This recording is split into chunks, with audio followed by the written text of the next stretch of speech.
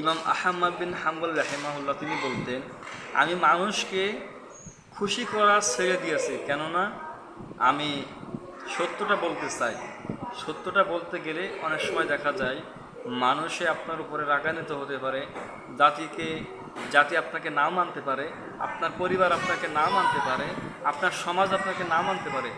এই জন্য সমাজকে সন্তুষ্ট করে রাখার জন্য, সমাজকে খুশি রাখার জন্য আমরা সমাজের কথা না মেনে সত্যর পথে অটল থাকতে হবে।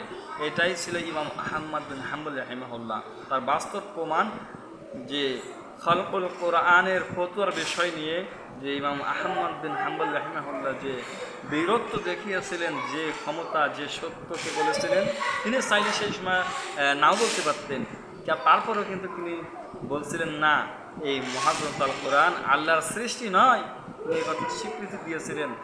আর ওই জামানার বিশিষ্ট আলেমেরা যারা দুনিয়ালোভী, টাকার অর্থে অথবা মানুষের চাপে, সংক্রান্ত ঘরের চাপে পড়ে